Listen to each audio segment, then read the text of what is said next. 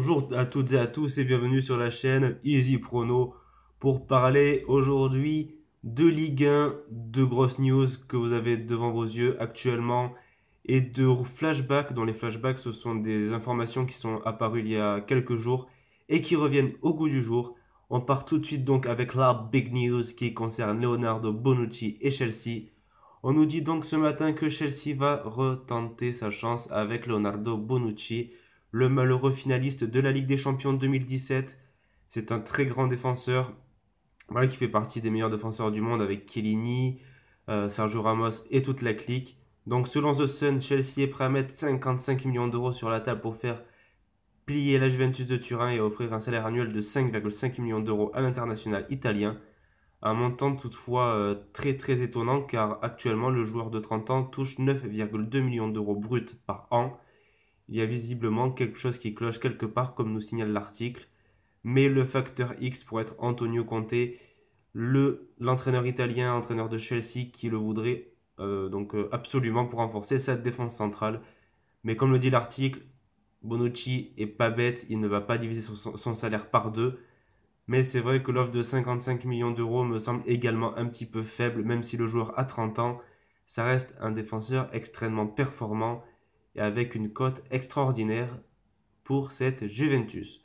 Donc mon avis c'est que Chelsea devra mettre beaucoup plus d'argent, que ce soit plus de 55 millions et un salaire annuel pour Bonucci beaucoup plus important. Voilà, il faudrait lui offrir je pense dans les 9 millions d'euros par an. Côté Ligue 1, on parle actuellement d'un retour d'André-Pierre Gignac du côté du Stade Rennais. Donc l'offre est actuellement inconnue car Rennes juste s'informe sur Gignac. Gignac qui a parlé plusieurs fois, hein. Il est très très heureux donc au Mexique où il peut jouer la Ligue des Champions donc sud-américaine. Alors que bon, s'il vient en Ligue 1, il jouera juste la Ligue 1 et les coupes nationales. Je pense pas qu'il soit très très chaud à l'idée de ne pas jouer une coupe continentale. Donc selon les informations, donc Gignac retrouverait Christian Gourcuff avec lequel il a travaillé durant 3 ans à Lorient, donc de 2004 à 2007. Et on nous dit donc que l'affaire est loin d'être conclue, précise Ouest France, qui ajoute que l'intérêt de Rennes est bien réel. Mais je pense vraiment que si Gignac devait revenir en Ligue 1, ça serait soit pour Marseille, soit pour un club, avec tout le respect que j'ai pour Rennes, plus performant et avec plus d'ambition en termes de fin de saison au classement.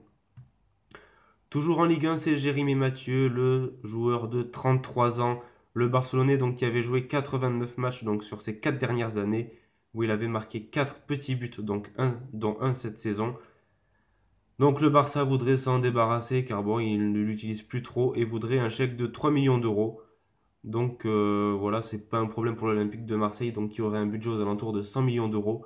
Jérémy Mathieu qui peut être ouais, une bonne recrue, mais avec Evra qui a déjà 34 ou 35 ans, ça ferait un petit peu une équipe de retraités, je sais pas ce que vous en pensez.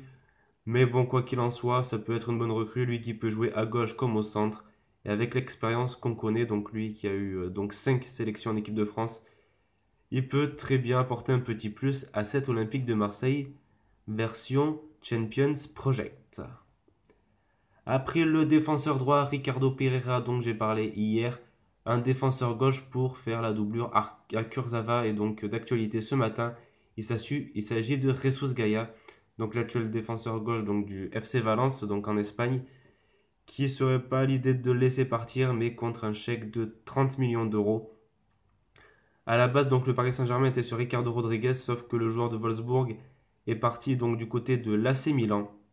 Et ça serait donc Jesus Gaya qui serait la cible numéro 1 désormais, sachant qu'aucun concurrent réel n'est à signaler du côté du FC Valence et du Paris Saint-Germain.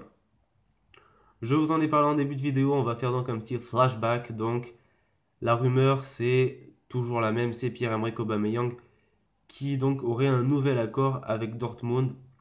Et on parle notamment d'un chassé-croisé entre Aubameyang et Augustin. Donc Dortmund voudrait un chèque aux alentours des 70 millions d'euros, plus Jean-Kévin Augustin, donc le français qui serait pas à l'idée de partir vu qu'il a très peu de temps de jeu, excusez-moi, donc au PSG. Et donc l'arrivée de Pierre-Emerick Aubameyang, on en parle depuis quelques temps.